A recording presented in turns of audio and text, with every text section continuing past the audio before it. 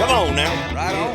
Hello, everybody. Welcome to TL's Roadhouse. I've been so excited about this interview. This is the largest single setting that we've done. So welcome the boys from Parmalee to the house. Hey, Good to see you guys, man. Congratulations on all the success, man. Y'all have been killing it out there. Thank you. Yeah, it's quite there's a lot of competition in the marketplace these days, isn't there? Man, Big time. It's everywhere, man. With social media and that stuff happening, and I mean, it's just so many people, so many artists out there, man. And it's not just country. I mean, we're competing for so many different yeah. dollars with, all the other, got sports things going on and monster trucks and, it's just a little bit of everything. It's a lot of stuff out there. Savannah bananas. Man, how about that? I've looked at their itinerary. I want to go to a game so bad, and they were just in Nashville at Nissan. Like 80,000 freaking tickets, man. It's crazy. It's crazy, man. They have literally built something out of nothing. Isn't that amazing? I love baseball too, but I mean, it looks like it would be so much fun. See, like they need some opening acts, don't they? So. Yeah, man, that'd be awesome. I ain't getting on them stilts. So. When did y'all get your record deal? When did y'all get signed? 2011. Yes. We started this band in 2001. So it took us 10 years to finally get a deal. Nobody knew what to do with us. We didn't fit in a slot. We were a little bit of this, a little bit of that. Still kind of that way, but. Yeah, we did the van and trailer working day job things for years and got told no so many times, and I think it helped, when country was when the guys started rocking a little bit in country, when Big and Rich came out, Jason came out, and Eric came out, they kind of brought a little edge to what gave us a little leeway in, Yeah. When y'all first got started, man, what did they consider y'all? Are you a group or are you a duo? I mean, they do consider you a full group, right? So I mean, as far as award competitions and stuff, how they categorize you? A group, but we're a real band. Started in a little barn in a little small town of Parmalee, and first cousin Barry and me and Scott are brothers, and best friend Josh. So we did it the old school way. Did y'all come to Nashville and live here first, or did you get a manager and start traveling back and forth, or what was the process back in 2011? This was about the last place we came. We went all over the country before we knew how Nashville even worked. Really? Yeah. And we finally came out here, like when we came to be serious about it, we came out here in our RV that we were basically living in, and we parked downtown, lived in it, and went around and wrote songs and tried to meet people. And did y'all kind of consider going to L.A. too? Were you trying to decide what? Because I mean, that's another opportunity. I mean, y'all kind of fit on either genre. Yeah. The guy in L.A. is the one that said, "I think you guys need to go to Nashville." And we're like, "Really?" He said, "Yeah. From what I'm hearing, in the music." Yeah. Well, we're like a 4-piece rock band, but we grew up in the country, and grew up on all that, and we got pushed in so many different directions. You guys should be over here doing this thing that the rock bands are doing, and then we get out to LA and try to do some of that, and they're like, But the difference, you were doing the 3-piece harmony. Yeah, like, we were doing harmonies and doing what we're doing right now, to be honest with Same you. thing. So when y'all got started, when you were going out and playing gigs and stuff and traveling around before you got your deal, what was the set list like? What were those songs, and how were you changing arrangements to kind of fit into something? What was the cover stuff that y'all were doing? Oh man, when we first got started, we played with band with my dad and me and Sky. It was a lot of Allman Brothers, a lot of Delbert McClinton, Stevie Ray, Travis Tritt, Southern soul stuff, real blues based kind of stuff. Yep. And so we grew up on that as kids playing. Yeah. And once we started our first band before it was Parmalee, it was a band called Slip Joint, and it was a hodgepodge of all that put together. We just every type of music. But it was all over the place. So, but a lot of that stuff doesn't have layered harmony and stuff. Were y'all incorporating that stuff into the sound? I mean, were you kind of making it your own? Yep. Yeah, it was a lot of that because I can't sing a harmony. I have to be taught it.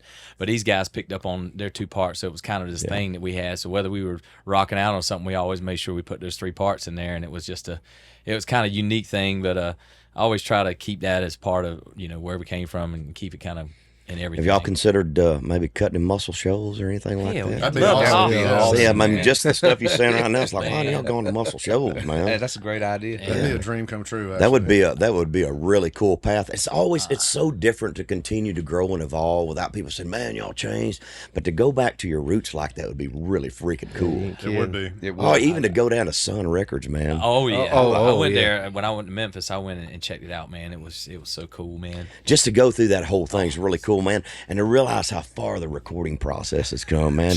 I mean, what was that? A little 4-track they had in there, and they were ping ponging stuff down compared to where we are on Pro Tools I know, now. Man. It's all changed so much. And to hear how good those records sounded back then, man, it's just amazing. They won't have any slackers in there playing, whether they're musicians or singers. If you were in there, you had to have the goods. Yeah. You couldn't fake nothing.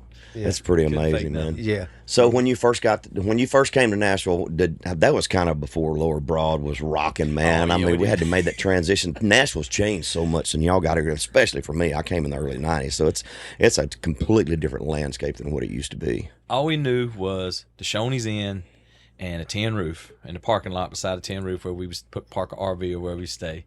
And then And Deja Vu, which was across the street. That's all we knew. And the We Tiger never Bar- hit Did y'all ever beer eat to the go to buffet Deja over Vu. there? Yeah. We really couldn't afford Broadway, so I'd never been to Broadway. No. we Yeah, really. we I was like, "What's Broadway?" But, we got $20. We're gonna slide across here. Well, I'm going to go ahead and get to this right now because this is one of the things I want to talk about. Since you mentioned Shoney's, Yeah. I got shot in the Shoney's parking lot. That was where it was. Yeah, right there at the back of Shoney's. There used to be God. the restaurant and the hotel was a Shoney's too. Back in the back part of that hotel was where I got shot. Who got shot on the bus? So That's why I got y'all what together was there. that? we were. It was a late night gig. And, Well, It was on that RV that we drove to Nashville. Yeah, we were just doing pickup gigs because we had just got a production deal. This was 2010, and we just got a production deal, and we had recorded the version of Carolina that was a 2-week #1, and we must have had a good time recording, and we were going to take that to Nashville, finally get a record deal. But we were coming back and forth to Nashville, and we figured we'd do a bunch of shows leading up to our trip in like November, and so it's September, and we were doing Basically like pickup gigs, practicing practice for the shows. showcase. Yeah. So you know. a little small club on a Monday night in South Carolina. South Carolina, but we finished up. I think there was 15 people there, 20 people, whatever. Me and Scott were on the RV, and this ain't like a bus like this, RV and no slide. Yeah. It was We like get it- tight. it was our bus, though. Yeah, we were proud. But, But Monday night, just random, get a knock on the door. Me and Scott are inside, just kind of hanging out, getting ready to go. And I thought it was Josh and That was us. Barry. They were in the club wrapping cables. Get a knock at the door, and I open the door up, and there's a gun in my head. Give me effing cash. Wow. 2 guys in bandanas pushed me up into the RV, and Scott was in the back. They immediately fired too. Yeah, give me Try once to they hold. got in and shut the door behind them, give me your effing cash, and then fired, and it was business then. It was shorter than this, but I was in the back, and I saw it. It was less than 5 seconds, because you've been in it. Oh yeah. And I just looked. And he said, "Scott, I need some help." And I had a pistol in my bunk under my bed, so I just kind of racked it and put it behind me and walked up like I was giving him money. And once we got about 5 yards apart, gunfight. And I popped him, and I wasn't really worried. I mean, you don't think about it, but we're so close.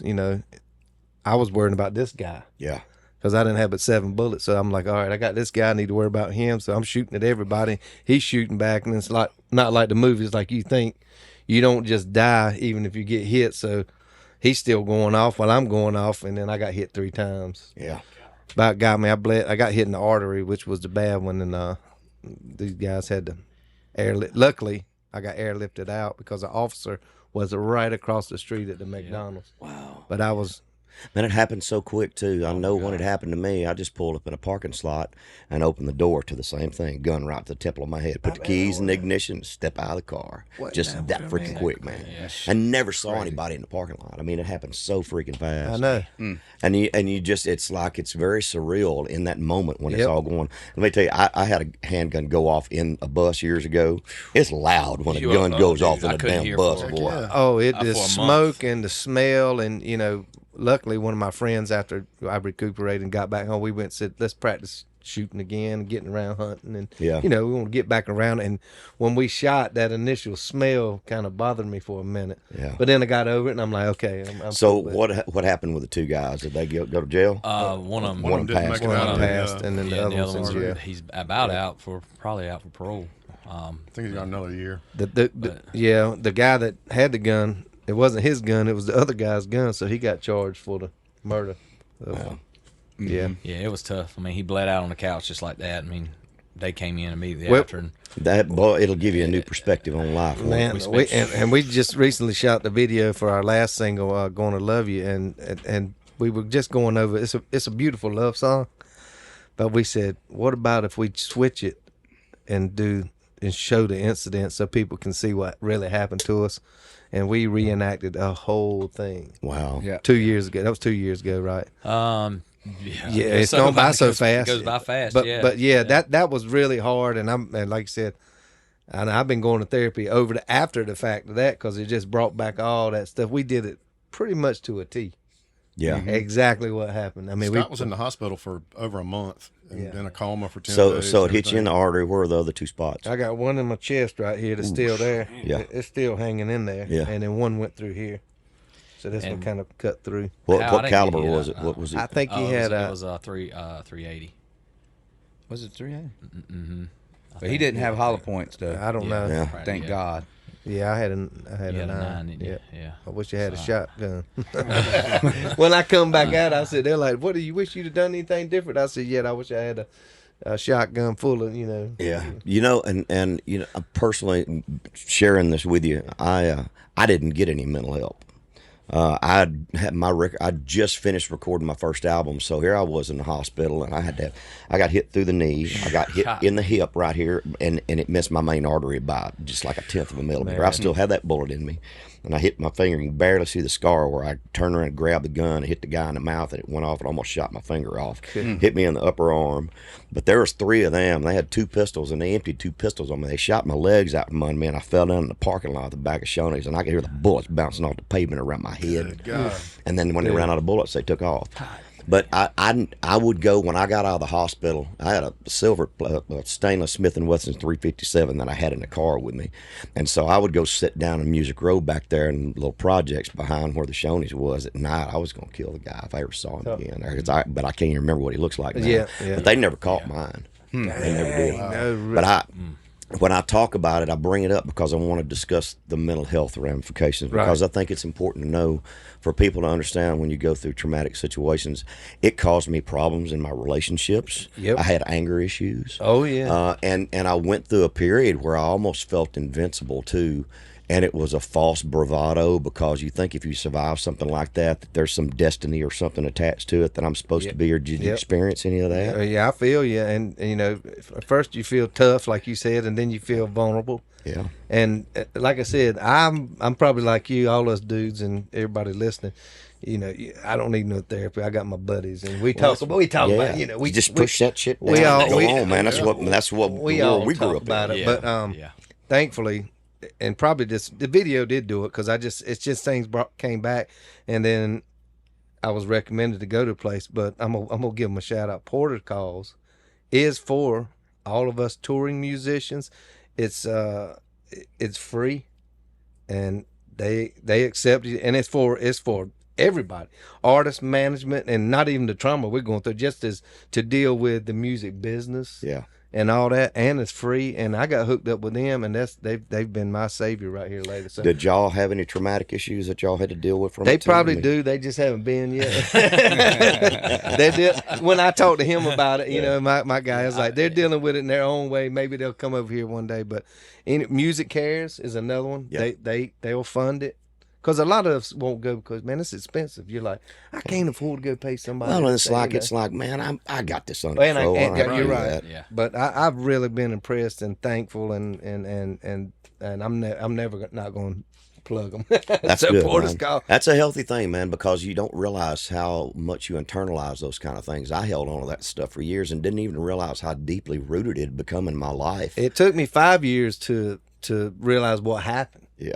Like you recuperate, and you probably had your number one songs are coming out. We're out on the road rolling, and then about 5 years later, I was like, damn, I about died, man.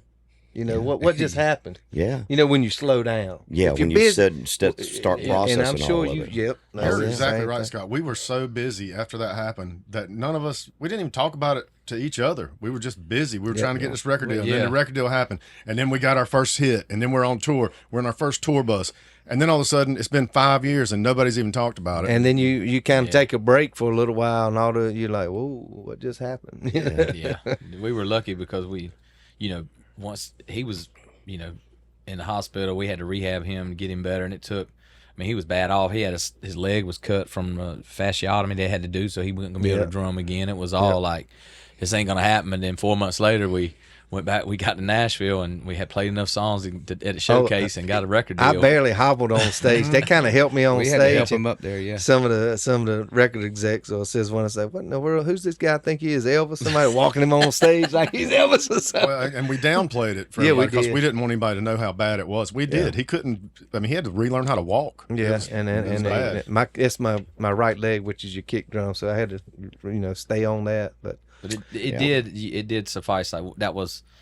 Once that started happening, we were finally going to get it signed to a deal. So the excitement, which thank God it happened, you know what I mean? Lord knows what we'd be doing if we were back home, broke. So that was work, September 21st, October, November, December, January. Was it February? February. Yeah. Yeah, when it happened in September, we were here in February, played a 6-song showcase. And for the same label we're on now, too. And Benny Brown came up to us and gave us a big hug and said, "Boys, y'all passed the test. Let's get a record deal." After all the years, after all the stuff we've been through, after being shot, when you think the whole world's going in, they're like, "Let's go." And so to us, that was as bad as I did feel, that was a boost. Boy. God, man, can you imagine? What's the drummer from Def Leppard? What's his name? Really? Oh, man. Imagine what he my went God. through after the car wreck and losing an arm and everything.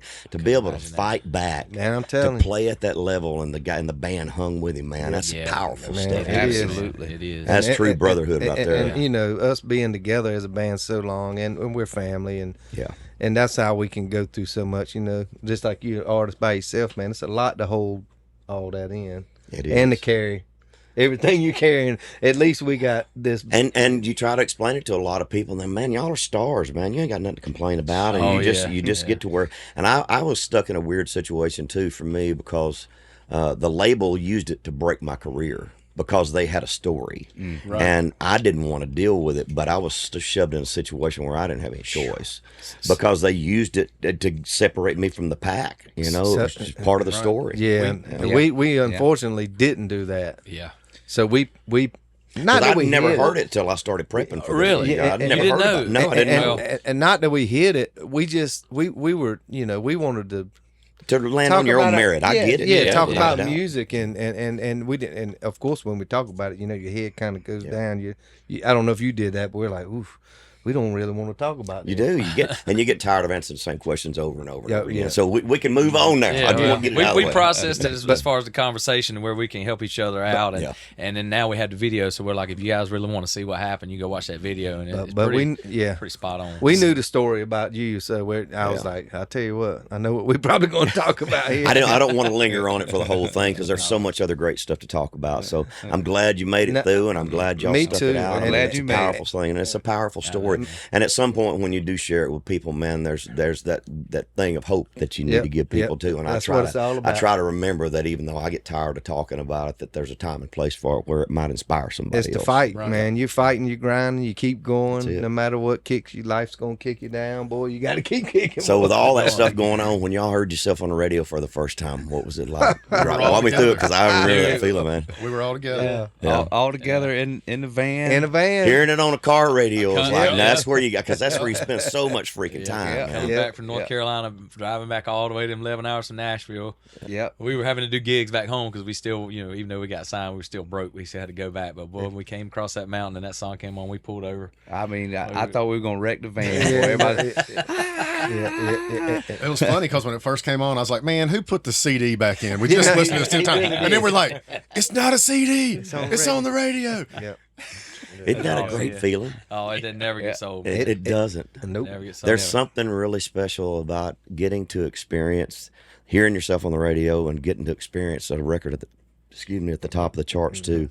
There's no way that anybody that's never been through it can really grasp the emotional thing that happens, to feel the energy from the fans and stuff as it goes through that progression. When it hits top 20, it's got something. When it hits top 10, you dang right change it the top does. 5, Oh, man. man. When you get up the top and you hang there for a few think weeks, about that. and it's like, oh my God, that really happened, because it's tangible. You can taste it and touch it and feel it, man. Yep. It's pretty powerful, isn't it? I absolutely. I'll tell you a story about that.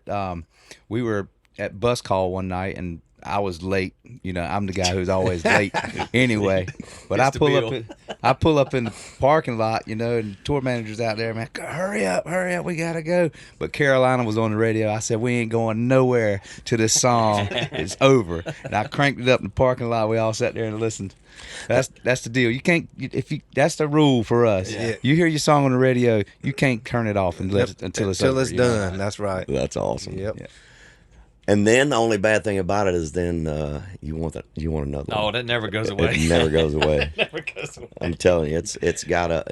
I think one of the hard things too is when you get to the other side of it, and we all get there. Yeah. When you kind of get to the end of that radio portion of your career, when you're older and you move on, there's a decompression that happens. It's a little bit of adjustment when you've been playing that game and running on that treadmill so long. But there's a pretty awesome thing on the other side of that too, where you settle in the next stage of your career, and y'all will get there too, man. It's an awesome feeling because you think when that radio portion is over that, man, my career's done, but that fan base you're building and developing right now will be there with you through the whole journey, man. And their kids and their grandkids probably will be too. That's a great thing. That's about what you this want. format. That's what you I want. know, Yep. that's the best thing Exactly about this what- format, man. It's Yep. like people stick with you and they bring their family in, and we're seeing that too. You know, seeing kids come and our friends that we grew up with bringing their kids and things like that. It's awesome. It is this format, and I'm glad that we landed here, Yeah. and everything that happened our way, it was meant to be. Yep. Because what we do now, we can tell we're like, okay, we were trying this and trying, but we know. Yeah. You know, when you get there, you're home. Oh yeah. You know. How's everybody in the hometown treat you guys now? We the boys. Yeah. They just call us the boys. I mean, They give you a street yet? No, they haven't the given mayor. us- So I think they give were y'all trying to give us street, the man. key to the town of Parmalee. we make. He's got the key to I do his have the town. key to the city from the town I grew up in. Shelby so he North. got a key. Yeah.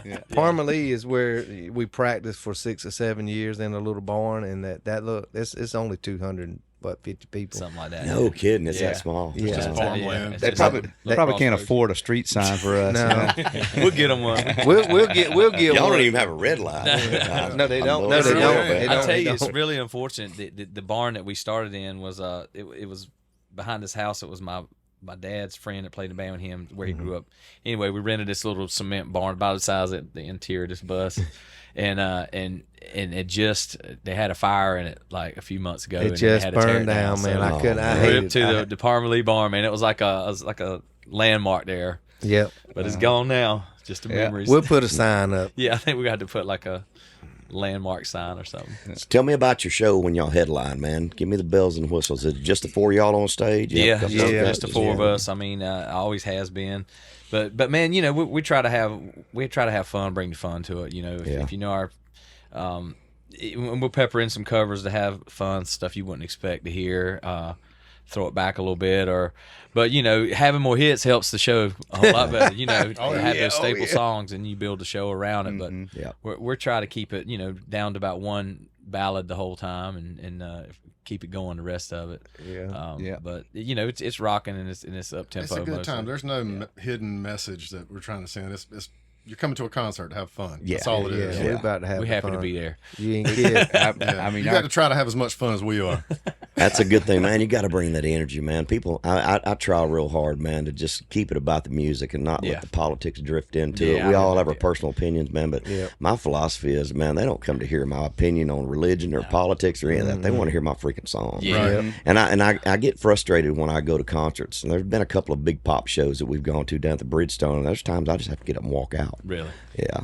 I, you know, I'm not much of a talker or preaching kind of guy, so I kind of leave it on. I'd rather sit there and play my music than talk a whole lot. Yep. I've never been too good at that, but that just kind of that helps to keep it flowing. We'll run songs right into the next, but we love doing it, and we always have. We were always the guys back home that would host parties and you know just put on events for people, and we've always had that in our blood for some reason. My dad did it, our uncles did it, everybody around there just excited to throw a party. So that's kind of been our attitude. And back with the home, shows. everybody showed up at our house after the party. So They'd get there before we would. We play a club. our house yeah. would be packed like a nightclub. I love a good party. Oh man, yeah. we have one every week. We every time were the play party band, and our old family and friends. We just had a concert in the Carolinas, and they remember. That's all they talk about. I remember when I did this. I'm like, whoa. I forgot about You need that. to forget about that. We get reminded of a lot of stories. That Yeah, we're like, Yeah. we did. I have a lot of selective memory from the She 90s. did what? I bet you. Man, ain't it fun running up down the road on these buses? I don't know about y'all, but I love being on a tour bus, man. There's something about living on this tube that just gets in your blood, isn't It is. We get in and we love it, and we all turn into kids again, and we get to have fun with all the boys. That's what we And got. you kind of develop your own language amongst yourselves yeah. too, man. Yeah. You go home, and my wife's like, "You don't bring that shit home. Sit out there on the road." Oh, that's what my wife says. As soon as I come in, she says, "Remember, you're not on the bus anymore." It is an adjustment, man. Yeah. No doubt. No. And we have, between us four, well, not you, he's from Western North Carolina, we're all from Eastern North Carolina. So there's a different dialect in Eastern North Carolina. And once we all three get around each other, it starts getting thick.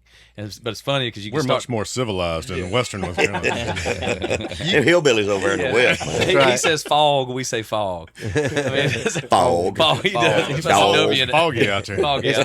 foggy. Yeah. But yeah, it's funny when it starts. Our sayings start rubbing off on the crew guys, and especially those guys You that are little younger that isms. just got the isms. Yeah. Parmalisms. I'm glad you brought that up, because nothing's better than us than when you get back on that bus and get ready to roll. Yeah, The man. smiles, the whatever it is. How did y'all cope with COVID, man? I know I had a tough time with it. Getting off the treadmill, I hadn't done that in 30 years, and then all of a sudden everything shut down, and it was tough, man. How'd y'all cope with all that? I gotta say it was a blessing in disguise for us. Yeah. 100%, because at that point in our career, 2019, we had some hits and we'd had some momentum, and then it was we were struggling to figure out what was next and how to find it and what to do. And right at the end of 2019, we switched managers, producer, and we had this new life coming to the band, which we were really excited about. And then we had our Just the Way. The song. We went Just in the Way. and we had that, and we recorded it, and that was the song that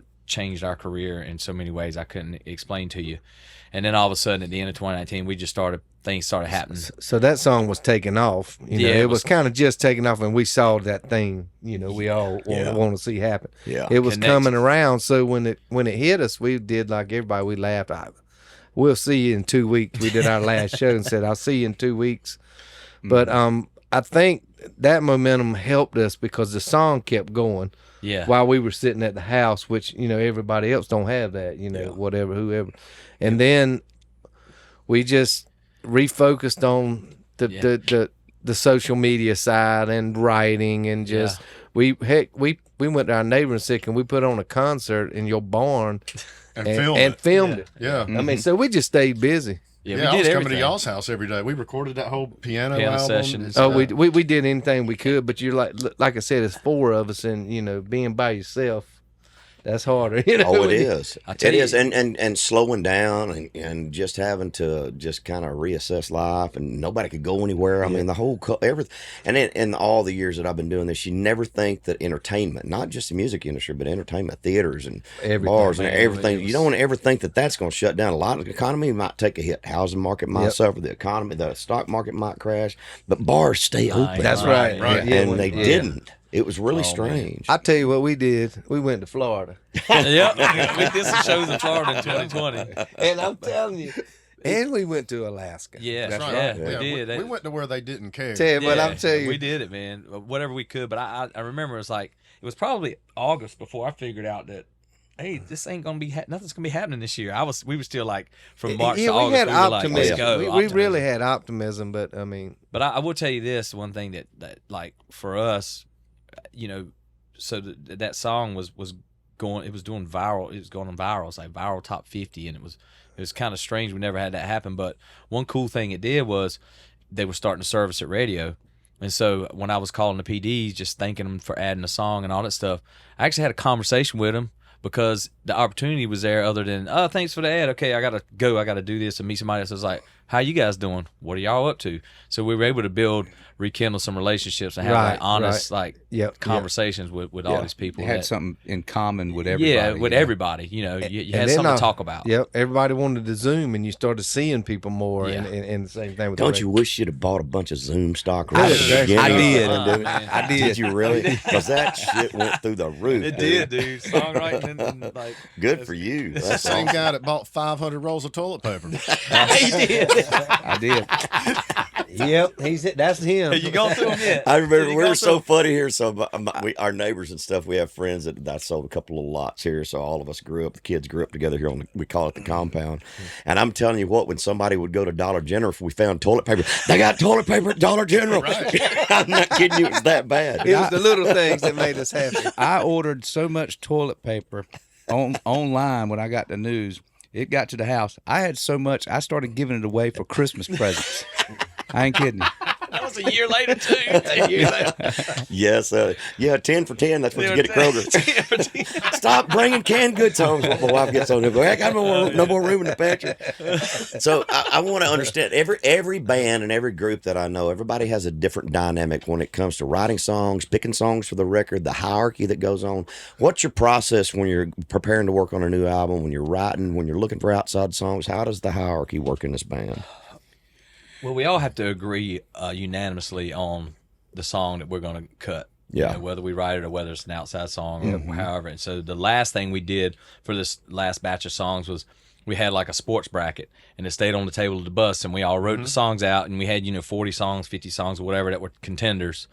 And so next thing you know, some of these songs will start getting in the category kind of like each other, kind of same content. And we start, well, that one ain't as good as it. And we all kind of agree, and it starts making its way down. But, as far as the songwriting, we're messing around on the bus all the time. I write a lot in town, do a lot of that, and spitballing ideas. We just came up with a guitar lick text chain. So I'm like, let's start here. Throw some guitar licks down. They're in North Carolina a lot, and I'm here, and so it's. So you're living here full time, both y'all. Yeah, we've been here. We've all been there. He just recently moved back to North Carolina about a year and a half ago. Yeah. So it's all scattered, but we, the main thing is that we all really dig something that we're going to be on stage playing, and I don't think there's a song that we play live that I don't love. That's right. And it's got it. We all have to agree upon it, whatever the song is. That's good, man. Swings and misses. Sometimes you get it, sometimes you don't. But and there's never really any arguments. We all like the same stuff. Yeah, that's good. We'll have bus jams and throw it off people and don't tell them what it is. We just kind of see and feel, see what their reaction and then is. We'll say, yeah, I like that one too. And Barry's got the kid now, so. Yeah, I got a 4-year-old, and he knows how to pick songs. He really does. All right. Yeah. I mean, if we agree on something and I play it for him and he digs it, I'm like, we're good. That's awesome. When y'all go in the studio, are y'all playing some on the record? Y'all bringing the A-team in? How's your recording process? A little bit of both. We did all of it. Combination of that. When we first got here, we did it all. Yeah. Now we do. Then we realized they have these great players here. Man, and you think it's like, man, we could go in and do this record, but these guys, man, their sounds are so quick, and they track so fast. Man, I'm telling you. And it's way more expensive if we do the whole record. Oh yeah, and way more time consuming. Way more. Have y'all thought about? I mean, and I've evaluated this from a production standpoint. I was just talking with somebody else on the podcast recently about the difference between the way the rock and roll acts cut. I know some guys that have gone in Ocean Way and like booked the place for 3-4 months at a time. And that seems so inefficient and expensive to me. But sometimes there's magic that comes from tracking like that, where you're playing a song 50 times and you're constantly changing the arrangement and updating things. Have y'all thought about going through that process? Well, that's all we used to do it. That's we went up to New York. When was that? 2004, 4 or 5, yeah. Four. We did a record started in New Jersey and then New York, and I mean, we were up they would open the doors at noon. We would get in there and rehearse from noon to about 8 o'clock, and the producer would show up about 8 o'clock at night. Wow! And he'd be like, record on. He'd be like, y'all got to work a little bit more. I'll be back tomorrow. So it's like y'all got to tighten this up. That was a lot of that at the beginning of the years before we got here to Nashville. Mm-hmm. And then I mean, it's long and it costs a lot. It does, and I I think there's so much more efficiency when you go in and you write all your songs. So much better to get in a room with 2 or 3 guys, or y'all write on the bus and stuff, and get all that stuff compiled. Do some cheap demos and kind of figure out, start to get the structure of the record put down too, man. Because there's a cool process to putting an album together, man. Oh yeah. I mean, and I miss the days, and it sounds like you guys still do the same thing, where you kind of go through and you are in the mindset of putting a full record together and not just piecemealing things in. You know, even though we live in a single-driven society these days, I still want to make a full record. Yeah. It just never stops, you know. And I think in the old school process, you would work on something and then you would put it out, and then you'd tour on it for 2 years, and then you'd be like, all right, we got to go back in the studio and write this next thing. But we're in Nashville, you're writing constantly, and you're having help from the most amazing songwriters in the world. And I mean, that's why you have country artists with 30 number ones. You don't have rock artists with 30 number ones. Hardly, you know, maybe there's 1 or 2, but like, you know, and several in country. And but it's fun to make an album and get that cycle started. And that's the great thing about Nashville too. This is the first time we ever had any help with anything. Yeah, that's true. Yeah. I love the whole process, man. There's something great about making records. I mean, just the energy in the room. Just there's just something magical about it, man. When you go in and that feeling when you know you really hook something. That's the best. That's just everybody so smiling, good, man. Yeah, That's so good. turning on the big speakers and cranking it up, bringing your friends in, and like, yeah, check this out. Man. What's some of the big festivals y'all have done in the last couple of years? The biggest thing we did last year was the one-off show concert for Carolinas that Luke Combs and Eric Church I remember kinda after put the together. hurricane we did came that. through and hit. Yep. We played a lot of the Country Thunders a couple years ago. Carolina Coastal, That's a big. What's the new ones we've been? Boots in the Park. Boots in the Park. Yeah. We're hitting them all. Stagecoach, we did that Yeah, too. we did it a couple years ago. We played just about all of them. Yeah, there's some big ones out there now, man. There wasn't but about 3 or 4 in the 90s, man, but they've gotten freaking huge now. Yeah, I was going to ask you about that. So back in the 90s, what was the what was the summer touring like as far as festivals and fair season? For us, big, it was big festivals? George Moffett pretty much had the Midwest wrapped up, and George has passed away. Todd Bolton runs all that, so it was a lot of pop-up stages and cornfields and then dirt tracks in front of metal bleachers and stuff. With George coming on, boys, I got you some heat lamp chicken from the convenience store. We remember Cigar George. out of his I mouth. remember him. He's a character, man. we remember Yeah, George. we ate a lot of heat lamp chicken. Most of it had been there 2 or 3 days. Dude, that should be our alter ego band. That'd be a great name for a band, Heat Lamp Chicken. It's awful glamorous out here on the road at times, isn't it? I'm telling you, man. Opening up for Roller Dog. Shout out to all the bless all those people that put on those festivals and fairs, but you know they know we're in Nashville, so they immediately go to barbecue. So it seems like 90% of the time we got barbecue for y'all. Like, I just had it yesterday. And one more day. Probably not as good as the barbecue we get back home, but it's like every day. Like, Well, if y'all are from North Carolina, you like that vinegar-based barbecue. oh yeah, man. See, I'm more of a Texas and Memphis barbecue guy. I like that sweet sauce. I like all of it. I like all of it too. Yeah, we do. But I did. It's funny you talk about barbecue. I went back home and finally got some good Eastern Carolina barbecue vinegar base, and so I had a little taste for it. So next thing you know, 2 days ago, I'm up at Peg Leg Porker up there getting me some. Oh, that's good stuff up there too. Boy. I told these guys today, I was, y'all want to go get some more barbecue for lunch? You're like, no, It's on your mind. it's on my mind, man. What's the summer hold for y'all? Where y'all heading to now? I know you said you got Texas this Texas weekend. this week. We're going to Northeast playing the run of shows of Billy Carrington. Yep. Next weekend, week after next. We're doing next, yeah. We're doing hunting club stuff next weekend in Kentucky. We got a little hunting cabin up there, or a hunting trailer. So get to go plant some corn and take care of that stuff. But after that, it's all over the country, man. Yeah, I mean, festivals. we just Yeah. we just followed her out and pretty much headlining stuff mostly. So y'all are on BMG? Yeah, Who books you? William Morris. Yeah, Lance over there. Yeah. So yeah, man, we try to stay as busy as we can. You know, get it while we can. I think y'all are going to do fine, man. We love it. How many singles have y'all had at this point? We've had, I think, Let's see, 8 or 9. 8 or 9 singles. And that blows my mind. So how long's the longest charted record that you've had at this point to get? Probably 52 weeks. 52. And every single one of our, that's the reason it hadn't been so many singles, but our first single took I mean, it must have had a good time. They stayed on that. It seemed like every single took about a year. A year. To be honest with That's you. how Yeah, long we we had did it. It's hard to build a big catalog, big body of work. It is, man. It really is It tough. really is, and I mean, we're so thankful that they got up there, and then some of them we worked on, and they stalled in the 30s and whatever, Top but 40, yeah, which is and it has- great. But when you're trying to, I feel you got to have like 3 and 2 years to really like flip that script over. You to where never really like, get into the depth of an album anymore like No, what you used to. no. You really don't. And when you're trying to make a record that's got feel from top to bottom, it gets a little frustrating when you don't get some of those things because there's more stuff in there. Oh, I Yeah. know. I mean, and it's kind of a twofold thing. I hate it for the fans, but even like this last album, it's 7 songs. We let us do a 7-song album because we knew we're like, but we're gonna do a part 2. Yeah. So we're able to like drop that, concentrate on whatever songs are going to be the singles, and then start working on the next batch. So we start releasing more frequently. That's right. Then because you put an album out and then you got 2 singles and you're touring and they take 2 years apiece, and you burn up the album's 2 years old, and then you're ready for new stuff. Yeah. Absolutely. So it's that cycle. But people's attention span these days are so they get so much music's out there. It's like Oh man, boom, there's boom, there's boom, so boom, much boom. competition on the road. We're running over the top of each other out there. Yeah. There's lots of really good talented people, and man, if you go down to Lower Broad, man, there's so much talent in this town. And what is the current playlist on the charts? 18. Yeah. I mean, that's not much space. yeah. I mean, there's a lot of labels with a lot of acts trying to compete for a little small sliver of space. Yep. Oh, I know, man. I know, but yeah. I always say, man, it's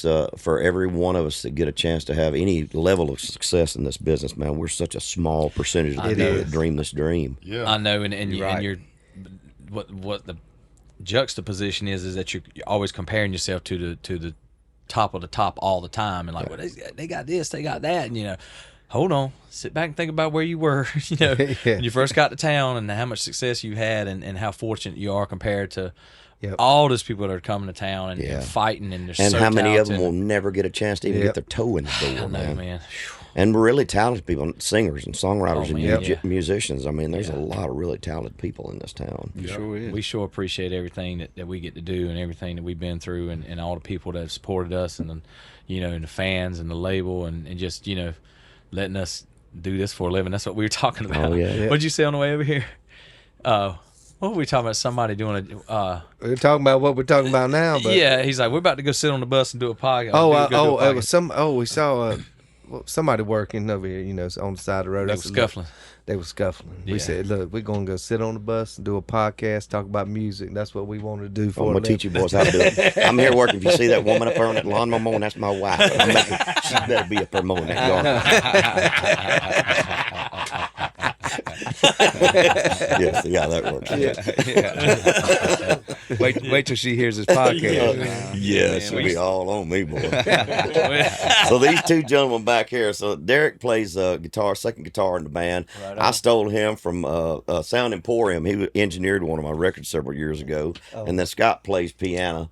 So they're out on the road with us all the time. love All it. right, I on. love Good it. deal. Where do y'all like to record? What's your favorite studio in town? I love getting some studio stuff. We've done a lot at Soundstage. Soundstage a lot. I would say that Lots would be of the it. Parmalee That's studio. the spot. When we first got here, that was the first Front big stage, studio. backstage, Both. both. Yeah. We've done both. That Yeah. backstage room's nice though. Yeah. I like that backstage. It room. is. Yeah, I do too. And then I got one that used to be offices in the very, very back that's kind of tiny that I've done some stuff in a couple times. Oh too. yeah, we recorded all over that. Y'all done any building. work at Ocean Way? Ocean Way. I have have. done That's some demos there. That's one of the ones that we, as a band, have not gone to. Right. Yeah. Just demos. What a cool spot. That's the old church, right? What's the old church that's Yeah. right there on the Demos, was it yep. Grand and 16th? What is that?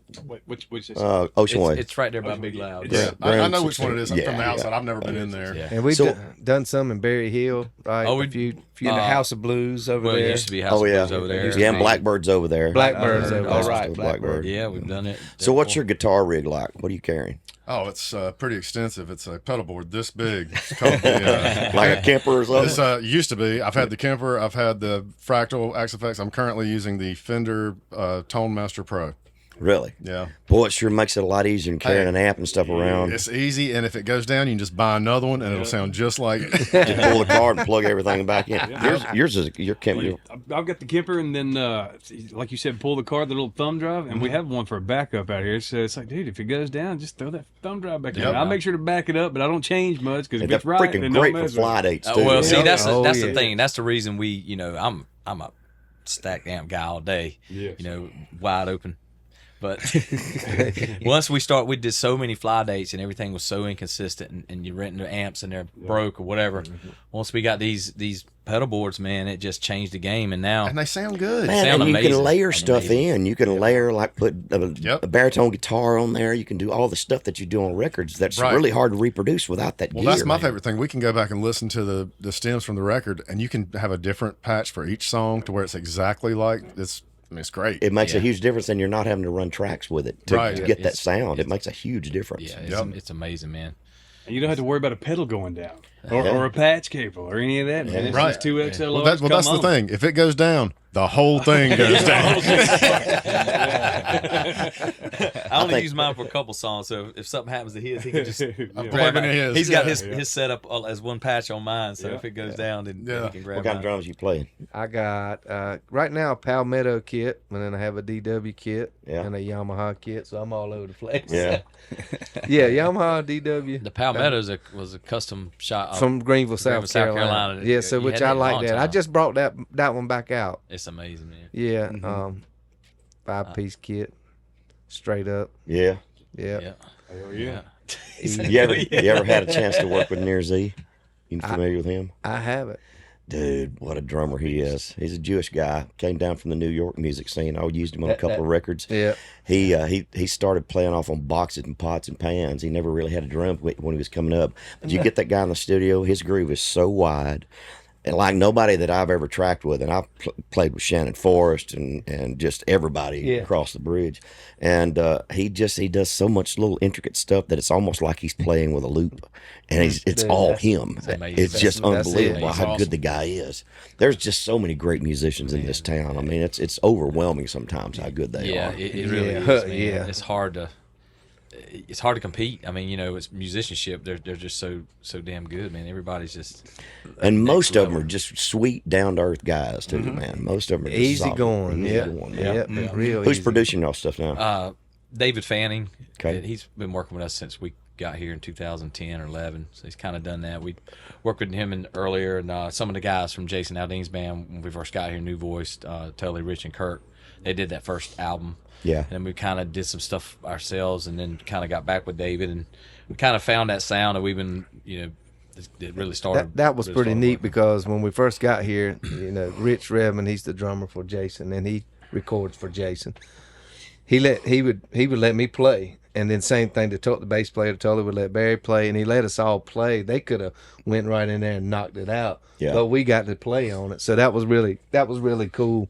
And they were they're badass. Man, I each other think along, that's yeah. kind of a rock and roll thing too, because I've heard of a lot of guys, even guys all the way back in the 80s, like Rat and Poison, those guys that had great musicians, but there would be guys that would come in and help them with parts and help them layer things. The guys that were spending all the time in the studio that were just educated, It educated really theory helped and all us. that stuff. He really helped us. Yeah. I mean, a lot. That was a cool experience because, I mean, other than that, we had always just been like, whatever producer was in there is producing it. But, Scott had a drum producer. Yeah. Josh and Matt had a A guitar guitar producer. producer. I had a He's bass producer. It was really cool to go through that and, Yep.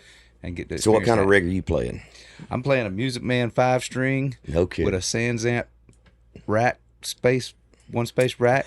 That's it. Easy breezy. No piano player? Well, we got piano. Oh, you play Yes, piano yeah. too? So Yeah. we got into a position where we wanted to do more production, more like video walls and bring some stuff out. Yeah. So their guitar amps went away. My bass amp went away. His One drum trailer, kit. we got to fit it all in there. I still have a drum kit Yeah. so far. All they hadn't told you about tomorrow. Roll the beat drum. They have you playing on pads and triggers Now next week. I'm just had the DJ booth up there. It's funny. We're just talking like how do we get that extra like stack of video panels to get in the trailer? We gotta start deconstructing some of the carts, and we're always just trying to figure out how to bring more bang for the buck, but it's all fitting in one bus and one trailer. So. Yeah, when we found Josh, we all playing in the bands and bar bands, and found Josh. He could play keyboard and guitar, and we were like, we need that and guy. sing harmony. And sing harmony. We're like, if we can get that, then we got a band. We got a good 4-piece band, and that's our music now. He switches to keyboard, guitars, back and forth. That's good. Oh, dude, he's got a lot to do. He's both in a lot of songs. I'm playing guitar and all this keyboard. Dude, he needs a CDL too. It sounds like. Yeah, he still does both. He still do both. Yeah, what kind of keyboards? Half the set. What kind of keyboard do you? Yamaha. Yamaha. Yeah. Yeah, half of the set he's playing the keyboard with the guitar strapped on him and a pick in his mouth. He's going. He He's ain't getting lying. after. That's the whole set. We're keeping it real. That's awesome. What kind of music and who are you listening to current now?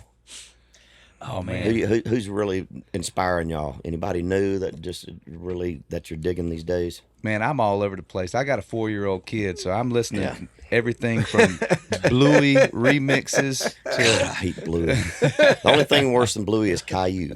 Oh yeah. Oh, you remember Caillou? Oh, remember that? Oh, that's what my kids were into when they're little. Just like nails on a freaking chalkboard. I'm sorry, go ahead. No, it's all good. It's a I mean, flashback. I really like if I'm gonna turn on some music, I'll turn on some pop music. I like listening to pop, dance music. That's kind of he's EDM guy, man. He's EDM ready stuff. just blasting the beats out. And I've gotten so old school. I'm listening more laid back jazz and stuff. I don't know what's happening to me and older.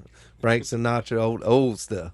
I love that stuff. I just buy records now. My newest one, I just bought 2 Nashville session guys, Tom Bukovac and Guthrie Trapp in stereo album. Yep. I was just listening to that yesterday. I need to get that. We've brought Bukovac. His name has come up several times in the last few days. We're homeschooling guys. We're always like trading videos I and like Check this out, homeschooling shirt. I do. I do too. It's the one that says, Shout out Uncle Larry. remember when songs had chords? Yep.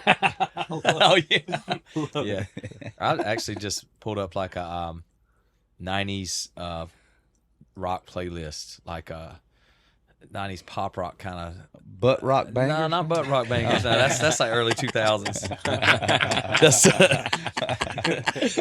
that's not on the top of my playlist. Nickelback and all that. But yeah, I mean, man, so many new artists. I mean, I'll just go to Alexa. I mean, like play Country Heat or play Hot Singles or whatever it is, just to kind of keep my mind open to what's happening and what you're up against, and just to see what's popping off, and listening to listen to a lot of people like take inspiration from the earlier stuff that I've heard growing up, and they're all peppering it in, and I don't know, it's so much to consume now, man. There's so much out How much do you think music changed from 2011 to now? Music has changed a lot, man. Yeah.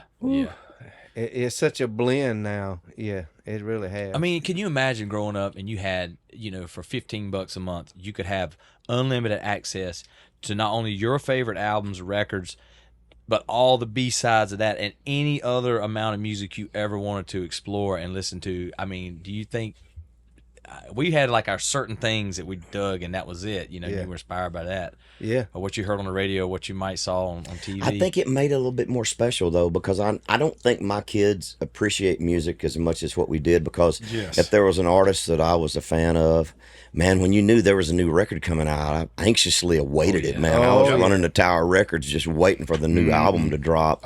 And you first thing you want to do is put the record on, play it from top to bottom. Yep. Now they just have access to everything, and it doesn't seem you don't anticipate it. It's not something that you get anxious for and you wait. You don't for. have to do any effort to go get it. Like you used to have to go work and make your money, decide if you're gonna save it. Which one are you gonna buy? That one CD, because you're gonna get one. I ain't got no money. We need to get one. I remember you would talk with your friends. You're like, I'm going to get this one. If you get this one, I'll keep this for a week, and then we'll trade for a week, and you can listen to this. Yeah, and then you're right. Your buddy that had money, he'd have all of them, and you're like, damn, man, how'd you get all this? Right. It's way different. Like I have a 30-minute drive to take my son to school. So on the way to school, I always do music history with him. Cool. So I'll bring up stuff like Nirvana, Metallica, Pantera, whatever.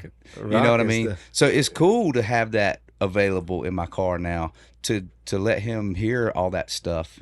But like you say, the anticipation's not there, but there is some good that I I think I've noticed. I remember. I think my youngest daughter, her name's Keegan. She's actually at Blackbird studying audio engineering right now. So she's kind of getting into all this stuff. When she was probably, I bought her this little red Junior Squire electric guitar, and I was introducing her to AC/DC and all the rock bands and stuff that I grew up with. I came in one day, and she's probably 7 or 8 years old, and she's got her guitar on, and she has AC/DC cranked up on the stereo upstairs, and she's on the catwalk in between her and her sister's bedroom, and she's practicing her power slide with her guitar around. Yes. Rock on, baby. Let's go. Awesome. That's awesome. I love it. That's awesome. I love it. So when y'all are in town, do y'all indulge in Lower Broad? You go to Printer's Alley, any place that you hang out at? Man, tell me some stories. I know there's some stories. there about Monday night, man. We do. We always have to bring the family or whoever, when a friend comes in, we got to hit Broadway. Everybody wants to go see it. I like Printer's Alley too, man. There's a couple places there you can go chill. Don't feel like that are kind of out of the chaos. Yeah, the Blues Bar. I love that. And but yeah, we've done a lot on that Broadway. I got a pretty good steak at Skull's Rainbow Room too. Yeah. Oh yeah. That's it. I like That's a good that. spot. I think it was last Monday night. I went to Kid Rock's rooftop. I was at Morgan's bar. I was at don't be throwing no stuff off the roof now. Red Door. We were. Well, maybe it'll help our career. We might throw a few things out. Yeah, but you'd have to stop drinking for a while. Yeah, the hell with that. You're right. We don't want to do that. Yeah, that's not gonna work. What's some of the big tours y'all have been on in the last 5 years? Tell me who y'all have been out with. Last year was Kane Brown. Kane Brown. Yeah. That's cool. That was good. We went out at Jake Owen a couple years before that. Uh-huh. Yeah. Train. Train. We went on tour with Train. That was one of the cooler ones. Yeah, that was ran. Yep. Did Brad Paisley one year. Yep. I tell you, one of the coolest things we've done is going to play for our troops, the Navy troops overseas. Awesome. We've been over there several times. We went to Japan twice. awesome. We went to Guam, Bahrain, Djibouti, Africa. Yeah. Which is crazy. And we actually played on a aircraft carrier. All USO stuff? Yeah. Probably? Yeah. Mhm. Yeah. So we went out there and played on the aircraft carrier and flew over to a destroyer. It was like 300 It's people. crazy. Wow. On a helicopter. I mean, that was crazy. badass. How's your fan base over in Europe? Have you done much stuff over in Europe? We're working on getting over there. We haven't been over there a whole lot, but it's. I mean, I hear it's exploding, and I don't go over there near enough. But they say it's really big. Yeah, that's what they're big. saying. We got to get over there. That's what they're saying. We just had a meeting with our booking agent about it. Yep. Figuring out the best time to go, and because we've had like hits over there, Australia and Europe and all over. So it's on the plate for next year. Yeah. Yep. Yeah. Get ready to get back in the van. Yeah, Right. We The already touring's heard. different over We there. heard. man. We heard. I know. Yeah. I know. Yeah. Well, But it's still cool, man. Bavaria and Germany and all those countries over there, man. There's a huge country fan base over there. It's pretty freaking cool. I can't wait. Man. I I'm think excited. if we get the opportunity, we're doing it. Just Been to go Australia try. yet? No, we were I bet y'all supposed do great to in a couple years Australia. ago, and it We fell got- through last minute. Oh, When COVID yeah, happened. that was supposed to be That's going right. COVID, we were supposed to go, but then, Talk about how different it is. We had a friend that was tour managing a band that was, I don't even know if I told y'all this story, but was tour managing a band that was on a little European tour. And it was time to come back, and he called whatever their equivalent to Uber is to take him to the airport. And a guy showed up on a motorcycle. He was like, hop on the back. He was holding a guitar and a pedal board. He got on the back of the motorcycle and he took him to the airport with him. That's awesome. That's awesome. You fall off, that's it. Hey, Won't take but once. No. Right. Yeah. I'm hoping he had a sissy bar. He might have. Y'all leaving tonight? Yeah. 7 o'clock. 7 o'clock. Oh, fun. Rolling out. What's your drink of choice on the bus? Tequila. Yeah. Mostly tequila. And wine. You keep it in the refrigerator, in the freezer? I No. don't. Put that tequila in the freezer, boys. That's good for you. You're right. I know. You're right. Some of them like it, some of them don't. I don't know. Yeah, sometimes it's in there. We were major Bush Light guys for years and years. That was what we do when we go practice. We buy a case and we split it. Yep. And we, for years on the road with that and Crown, but We don't miss those That Crown headaches, Royal though. caught up with us. And I know it sounds different than tequila, but it's just different. I don't know how to explain It is. It It's caught up to very all different. of us about at the same time. We were like, Just oh, goes man. down so easy, and I got to where I don't even put it. It's just ice. Oh, yeah. That's yeah. 100%. That's all I want, just ice. Water back, yeah. I was drinking it just straight. I was drinking wine with a cup of Crown over here. I just take, I'm bad about take turns. getting a glass of Crown with ice and then doing shots of tequila out of the freezer with the Crown.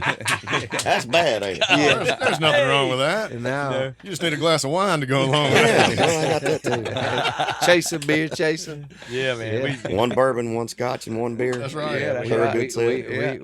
We done it all. Though. Yeah. We got it all on the bus. Yeah. Whatever somebody wants, we got it. Man, we got enough to drown Just in in. case. Well, just in case we got. Yeah. We need. You might show up there.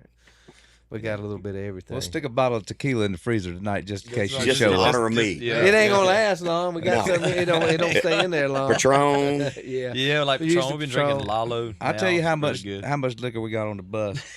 Our bus driver This is just true. went up to our cabinet and put these straps across the side and screwed them in. He had to reinforce the liquor cabinet Yeah. in the bus. So he won't sling them out or they'll fall out. Yeah, that's how full it is. Y'all need to take you a little tennis ball and hang it from right there in the front. Don't let that ball hit the front of that bus. That's now. exactly Yeah, what it is. you need to Yeah, drive me smooth. That's what I was going to say. Where's the Clay Walker? You better Boy, drive me smooth. When that came out, man, when we had Oh, we shirts gave him so already, much crap it was about so that, much man. fun, we had so much It's one of fun. the greatest recordings ever. It is. I'm trying to raise you up. I tell you what I did to our bus driver, and we got a new bus driver too. I did it to her too. I told him, I said, I'm gonna give y'all the pee test. Is when you're pulling out of a parking lot anyway, I'm gonna go pee, and I don't want to have to touch the walls or nothing. If I can't pee while you're pulling out, you fail. You're going too fast. Yeah, Slow it down. yeah. Yeah, That's it, a tough man. one, boy. Ain't nothing worse than when they get going too fast and you feel like you're in there dreaming you're on a roller coaster riding a track Oh, or wake up something, from a boy. dead sleep, man, where Right. you get those rumble strips and stuff in the back. Man, you know what it feels like, man. yeah. Shout out I to tell the- you, when Hardy's bus crashed 2 years ago, we had been man. at Bristol. It was me, Hardy, and Morgan Wallen, and we had done that big stage in Bristol. And Hardy did my podcast that day, sitting in the parking lot at Bristol. That was the night we were a mile behind him when his bus flipped, right up there on the next exit, on the old Hickory exit, up where Summit Hospital is, going off that exit. I mean, it terrified him, dude. Oh my God. I know I've never we- been in one. We've hit the median one time. We've gone into the grass ditch, but I can't imagine being in one with it flipping. You want to talk about scary. it? That's another worry. I know we got our own, do shootings and stuff, but that'd be hard. Oh, if any of yeah. us been, come Oh, out yeah. and then have to get back on the bus and trust that'd be tough. It'd take a I know it's hard on. Yeah, Yeah, hell yeah. It's, a lot of Or a you lot know, of a lot of tequila, booze. Buddy Jack be helping out. Yeah. Yeah. Yeah, Y'all that's got right. any questions, boys? I'm just wondering, like, vocally, who did you guys like to listen to growing up, and do you model yourself after those? kinds I of mean, vocal well, bands? it was my dad because we played in his band growing up, Yeah. and he was a mix of like Bob Seger and Greg Allman. Yeah. So anything that gave you the chills, like any of those guys did, Yep. was our. That's why we got in the country. Was Travis Tritt singing the soul, Southern soul kind of stuff, and then it moved on to, let me think, and a lot of Leonard Skinner too. That was Don't let him lie to you. He can sing Marvin Gaye. now. like a Marvin mom. Gaye. guy too. The you know. soul- Well, let me ask you a question that I've always wanted to ask. Yeah. Is the guitar solo at the end of Layla as bad to y'all as it is to me? The Dwayne one? Yes. It's out of Is it tune. not out of tune as Yeah, it's hell? way out of Why tune. Why is that the most played Eric Clapton song on the planet? I know. It just You feels You could good. tell he was It just gacked out of his Yo, mind. he was yacked. Yes, he was yacked up. Yeah, Boy. yeah. We They gotta all start. were. We gotta start. Why does that not bother people like it? But I can't stand it. No, It drives me. It's like nails nails on a chalk. freaking Yeah. chalkboard. That's I'm with probably you. why they I'm with did you. it. I guess I don't They know. gotta be. Maybe they were all gacked up. No, I they don't- were.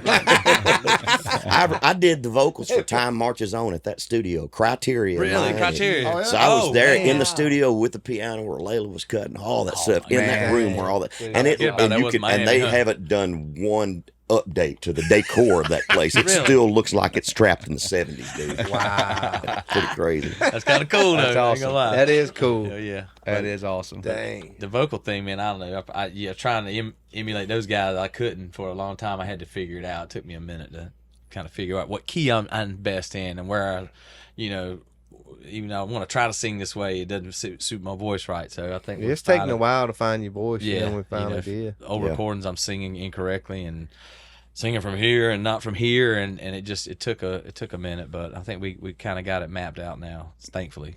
Man, it's a muscle, man. The more you do it, the easier it gets. Yeah. It all comes around, man. Especially when you're out there grinding it out, man. Oh, man. And you can get vocals done on a record, man, and go out there and play those things for 2 months. Like, I want to go back and do that vocal again. Oh my God, you kidding Without me? a doubt. Once you get comfortable with it and it becomes second nature, you always want to come back and do it I know, again. and that's something about, especially when you got a new song you're working on. Somebody sends you a song or whatever, and like, we got to go cut it.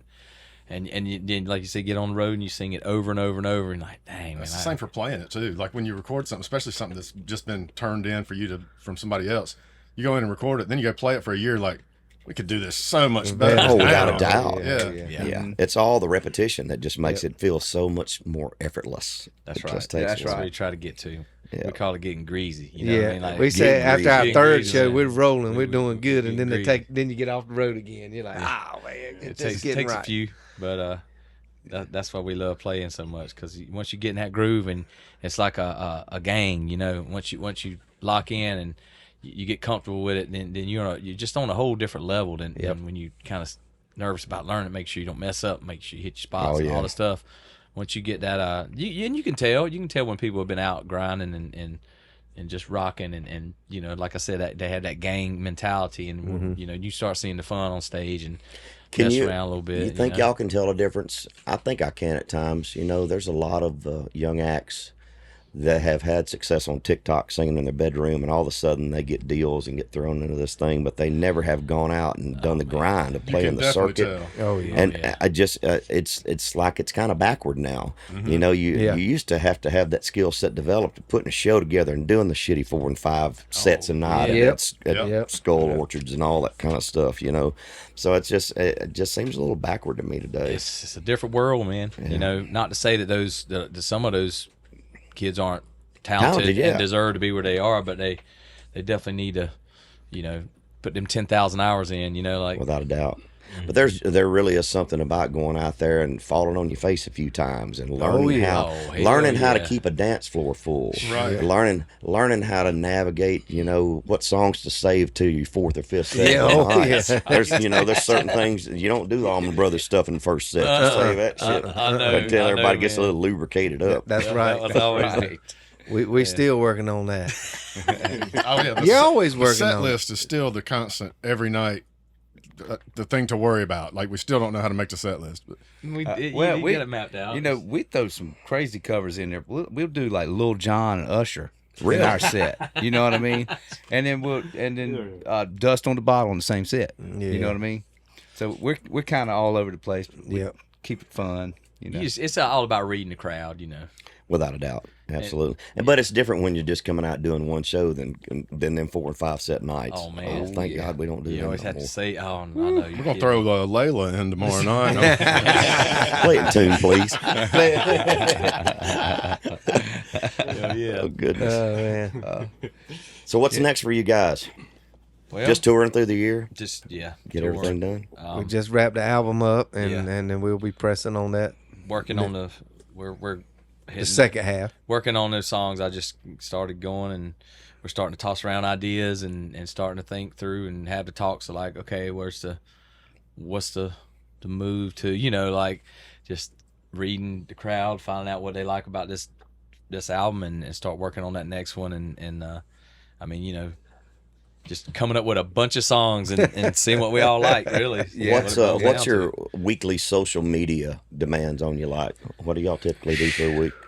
I mean, it Not as much as we should. I'll tell you that. yeah. Well, you Well, can't never do enough, but it's the same thing. He's just playing those songs over and over, feeding the songs to him. Yeah, On the album. that's I mean, what- luckily it's only 7, but you just got to keep feeding it to him, whether you like it or not. I mean, I'll the tell you same what thing it is. It's trying in a different trying to way. figure out what the hell's going to go viral, and then trying things. And That's a crazy thing too. When you're working the chart system, working radio, you kind of understand the structure. There's a method to the madness. When something goes viral, you can't put your finger on what caused it. Nope. You don't know how to recreate. You can't catch lightning twice like that. It's just a difficult thing. I can't wrap my brain around it. Nope. It's tough. I mean, but some people understand how it works more than others. But it's I changing guess there's the game, got to be man. something, if you understand the way the algorithm works that there's certain ways that you can kind of tease or manipulate the system a little bit. Certain things you stay away from. Certain things you say, and I don't understand all that stuff. We don't do near as much male nudity as we used to. Well, yeah. They kind of frown on that these days, especially with all the stuff going on with Diddy and all that. You know, try to avoid that. Every time we think we're putting something out that could possibly go viral, it does nothing. Like we show up on a red carpet one time, Matt busts his ass coming out of the truck, you know, boom. We're thinking, this is it. This is our viral moment. And it's like, you know, so you don't know. Man. You just got to keep doing stuff and just content, quality content, being consistent and just, you know.